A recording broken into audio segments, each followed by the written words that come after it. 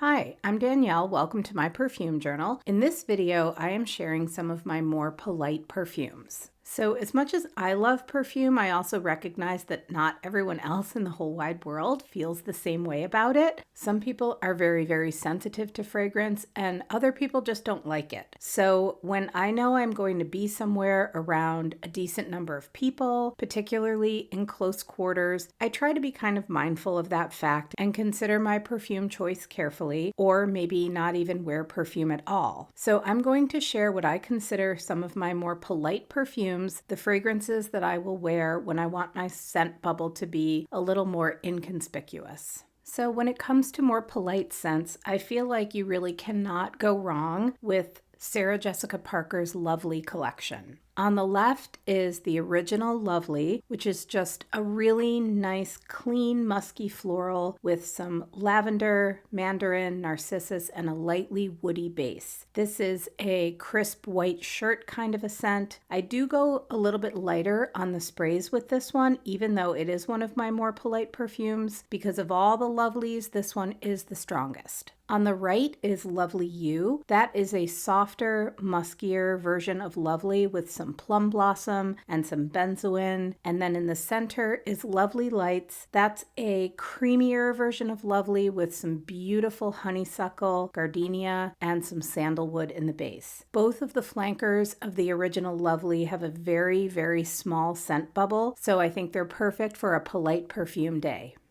So this is Peau de Soie, and Peau de Soie falls into the category of a skin type scent. It was dreamed up by the architect and furniture designer Philippe Starck. The perfume was created by Dominique Ropion, and it has the arid qualities of an iris perfume. It has the skin-like qualities of a white musk, and then it has some very light aromatics and florals that give this perfume a little more interest than your usual skin scent. This smells a little bit like clean skin after you've taken a brisk walk in nature. It stays very close. I don't think this is a perfume that someone else could smell unless they actually came in for a hug. Now, Narciso Poudree from Narciso Rodriguez is definitely a perfume that someone else could smell from a few feet away, and it lasts a very long time because it has that sticky signature Narciso musk accord. But in this perfume, the rose and the jasmine are applied with such a light hand that they just kind of add a whisper of powderiness to that Narciso DNA. Narciso Poudree smells just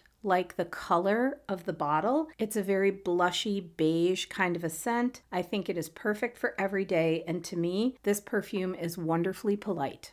Now on the woodier side, this is Giardino dell'Iris from Farmacia SS Annunziata 1561. This perfume is in the neighborhood of like a Glossier U type of a scent. It has that pencil shaving kind of quality to it that you get from the iris and the cedarwood combination, but where U has that overdose of ambroxan and ambrette. Those are aroma chemicals that I struggle with a little bit personally. Giardino dell'Iris is just a touch brighter on the top. It has a traditional bergamot opening. It's a little bit dustier in the mid and just a little tiny bit resinous, almost ambery in the base because there's some vanilla in there. This fragrance is a very quiet, very unassuming, polite, woody perfume. I think this perfume might actually be my favorite one on the entire tray. This is Lumière Blanche from Olfactive Studio. This is also in the woody realm, but it wears more like a translucent veil, like a soft, milky filter. There's a very gentle spiciness to this from some cardamom, some star anise. There's a little bit of nuttiness and creaminess from the almond milk. And then there's a soft, powdery, pillowy quality from some sandalwood and some tonka. This is one of my top 10 perfumes. It is just incredibly well done, very easy to wear, and a great example of how easy it is to enjoy a fabulous scent bubble without offending anyone else around you.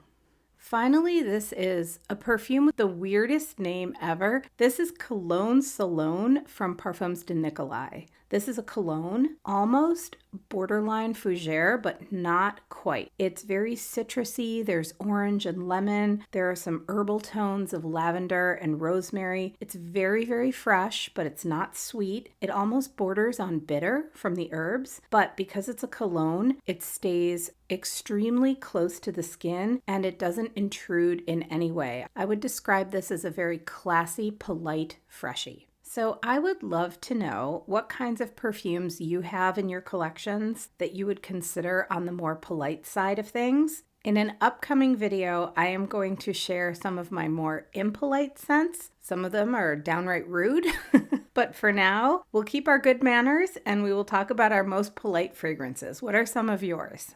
Thank you so much for watching, for spending your time with me, and for chatting perfumes with me in the comments. I really appreciate it. I hope you have a great day, and I will see you in the next video. Bye.